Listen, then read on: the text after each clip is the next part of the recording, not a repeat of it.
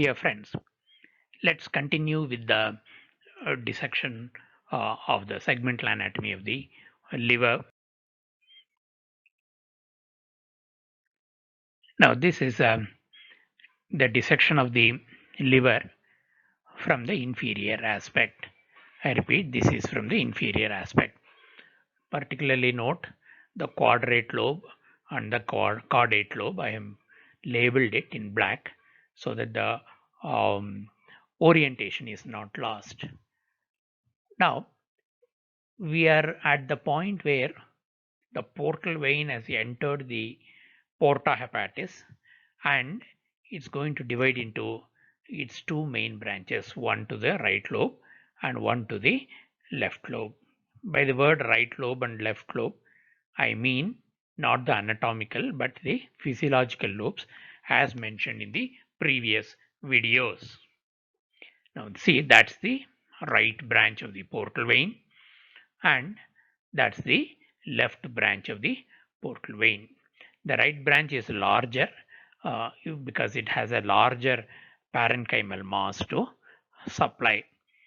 Also, its branches are longer, particularly its lateral sectorial branches, because it has to reach quite a far off destination. Comparatively, the left one is much smaller in size. Next, we will have a look at the branching pattern of the uh, right portal vein.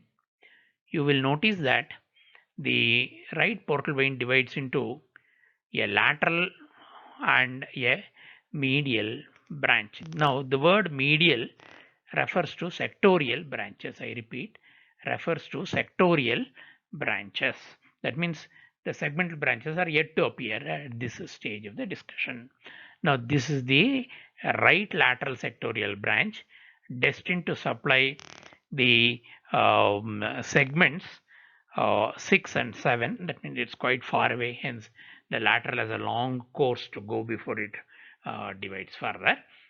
Whereas the medial, the branching pattern is immediate, and here you can already see the two branches of the right medial sectorial branch. In this dissection, the branching is appearing from behind, hence it is already seen as two branches. Next, watch carefully what I'm going to talk next. Now you see the lateral sectorial branch now gives off an upper branch to the segment 7 and a lower segmental branch to the segmental branch to the segment 6. That means after a fairly longer course, the lateral sectorial branch divides into an upper segmental and a lower segmental. The upper segmental is destined for segment 7 and the lower one is destined for segment 6. Now, let's recapitulate from the previous video where exactly is a segment 6 and segment 7. Remember, this is an anterolateral view of the liver where we are seeing all the four lobes, all the four segments of the right lobe, namely, see, this is the sectorial area. You can see 5 and 8 are the medial sectorial and 6 and 7 in the lateral sectorial. Now, this 6 and 7 is what is supplied by the right lateral sectorial branch. Next, similarly, the medial I told you is branching off immediately. That's the segmental branch to 8, segment 8, and that is to segment 5. 5 and 8 are catered by the medial sectorial branch. You just saw it in the previous slide. We'll just recapitulate that picture here. That's 5 and above that's 8. Now that completes the sectorial and segmental branches of the right lobe. Next, we will move on to the left lobe. You can see the left branch, left portal vein divides into sectorial branches and subsequently into segmental branches.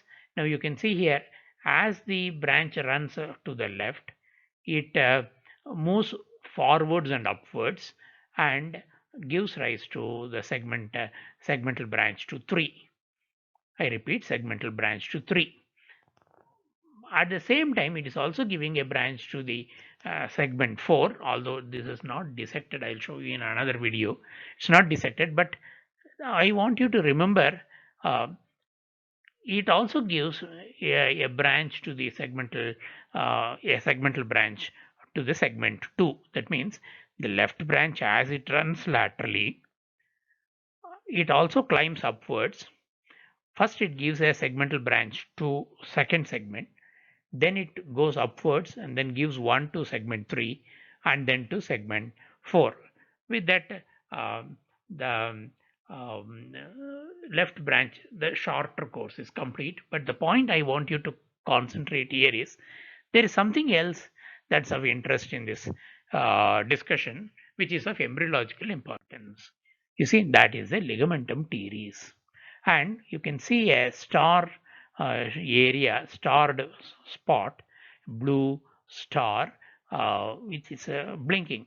Now, that junction is the spot where the ligamentum teres joins the left portal vein, left branch of the portal vein. Now, that's very, very important for embryological reasons. It is this vein that brings nutritious food from the placenta, oxygenated blood from the placenta.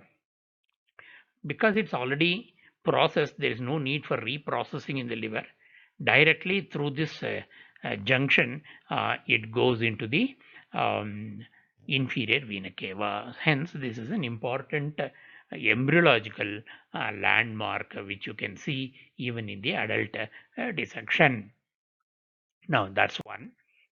Next, you see, we'll try to review all the lobes.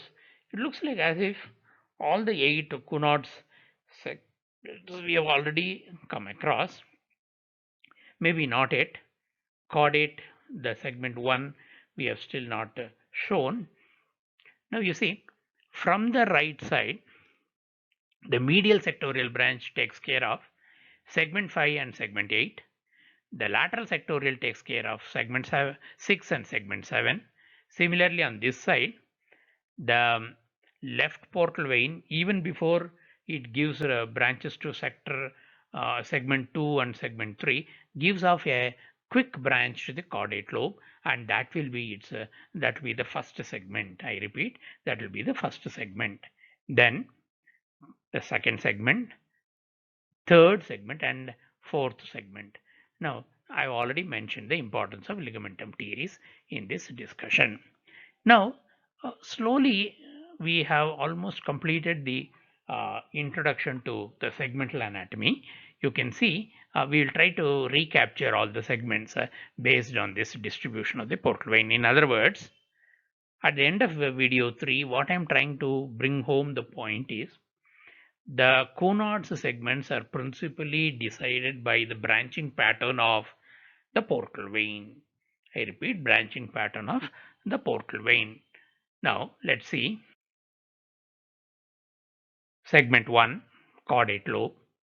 Segment 2, then the left vein ascends up and forwards to segment 3, also takes care of segment 4.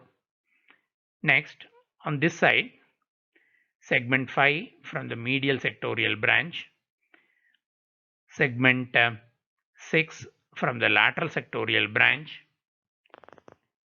segment 7 upper branch of the lateral sectorial branch, sector 8 upper branch of the medial sectorial branch. So that way we have all the segments of the right lobe, 4 in number, and the left physiological lobe also 4 in number. So that completes the portal vein and its branches getting integrated into the segmental anatomy of the liver. We still have a few more videos on this segmental anatomy. In the next video, we will try to bring in the hepatic vein into the discussion.